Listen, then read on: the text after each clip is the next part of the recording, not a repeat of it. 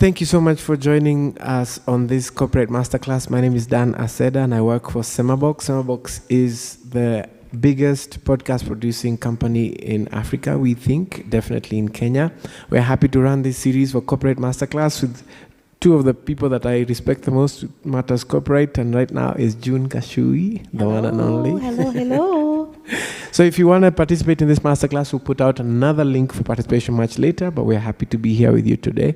So we're going to go through some of the basic things that are important for people to make money as creatives in this industry. And so I'll start at the beginning. Copyright doesn't happen. Okay, so copyright is automatic, but it doesn't apply to your idea of doing something. Correct. It applies to the expression of the idea. So in legalese, we say that there is an idea expression dichotomy.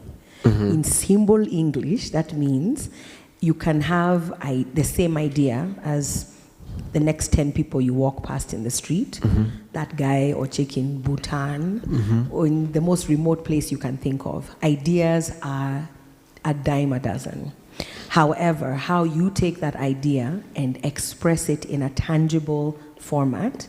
So if it is an idea for a song, we can both say we want to write a love song. Right. That's the same idea. Yes. The fact that we want to write a love song does not mean either of us have infringed or stolen from or copied the other.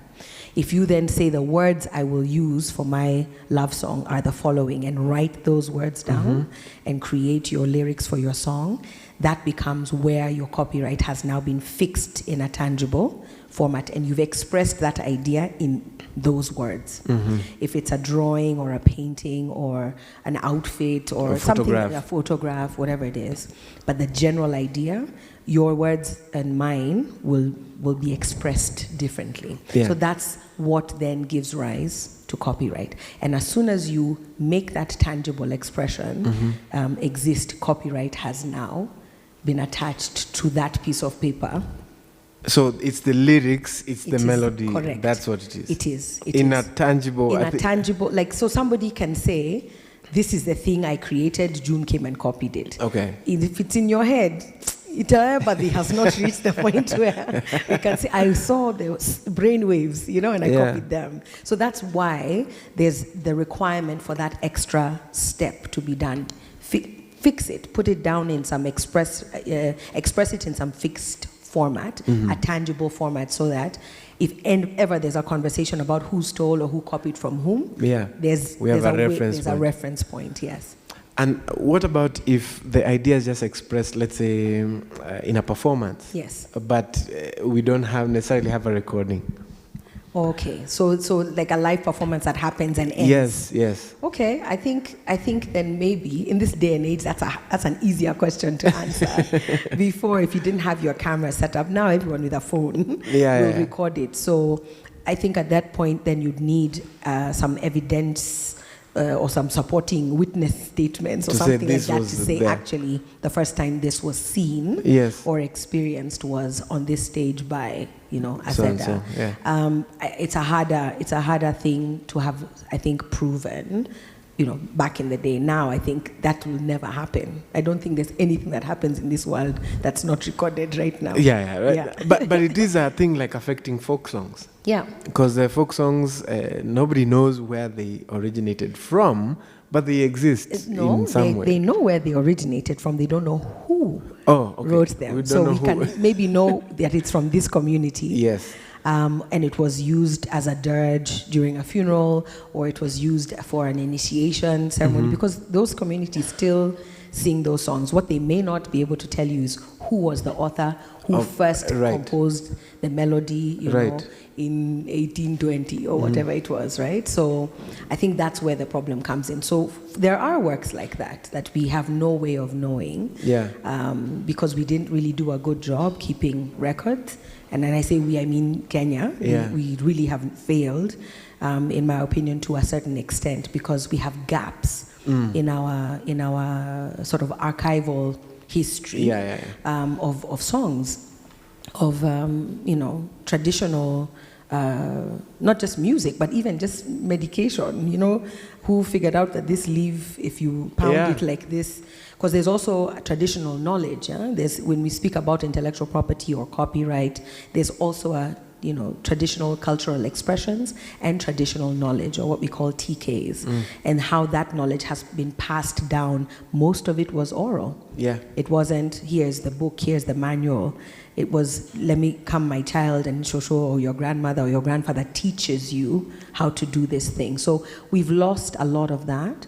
And there's organizations who are now, putting money towards being able to register those works and even record them. So you'll find like, I forget the name of the organization, it's Song something, but they'll take, a group of guys from Ketebu and they'll go to, Kapenguria. Yeah. And say, where are those old guys who used to sing? Kujeni hapa, set up microphones, set up. Singing wells. Singing wells, there we go.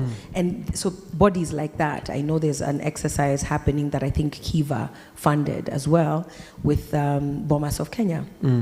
And trying to get them to also start to, especially from the cultural side of things, with organizations like PPMC. But we're really late, is what I'm saying. There's going to be things that we're not going to be able to recover. And people are also growing old, octogenarians.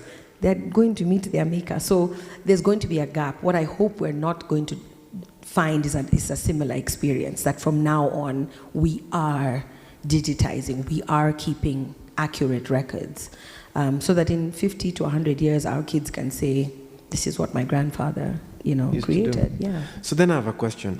If we digitize, let's say, singing wells, the guys who were digging the gold while singing, yes, who owns it? Is it going to be now singing wells, or is it going to be owned by those guys? So remember, every time a new work is created, so the original work is what the original lyrics were, and the composition. And the truth is, even the person singing it in front of the camera, that Singing Wells is recording, may not have been the original. Of course. Okay? So what the digitization process or recording process does, it creates new works. Right. Okay? And each new work has its own set of rights. Okay, so remember, the easiest way to think about copyright is bundles of rights. Okay. So that person behind the camera or Singing Wells who is funding it cannot own the lyrics, cannot own the melody or the composition, cannot even own the arrangement. What they can own is the recorded piece of music or the video. And that recording. That particular recording. Okay, and be able to then say, the disclaimer is, we captured this. The way a record label would say, I own the master sound recording because I made the financial arrangements to have this piece of work recorded.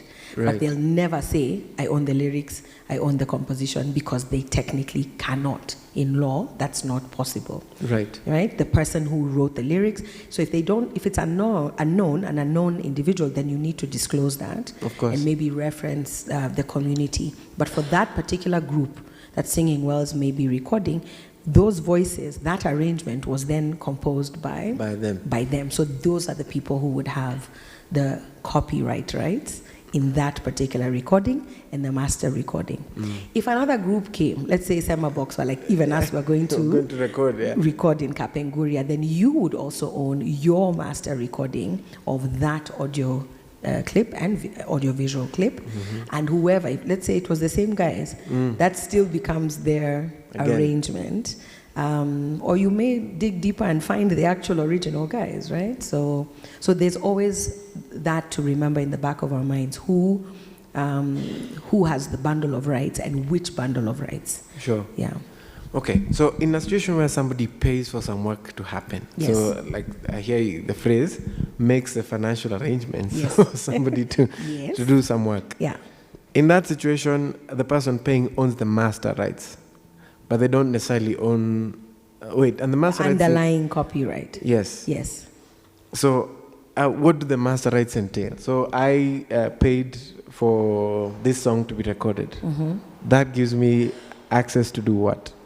You can take the master recording, which is the sound recording, and it's just a fancy way of saying the thing everybody in the public domain will enjoy.